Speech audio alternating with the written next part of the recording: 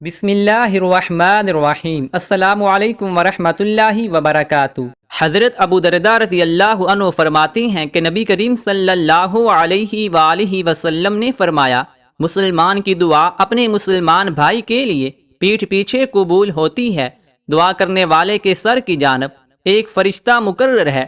جب بھی یہ دعا کرنے والا اپنے بھائی کے لیے بھلائی کی دعا کرتا ہے تو اس پر وہ فرشتہ آمین کہتا ہے، اور دعا کرنے والے سے کہتا ہے، اللہ تعالیٰ تمہیں بھی اس جیسی بھلائی دے جو تم نے اپنے بھائی کے لیے مانگی ہے۔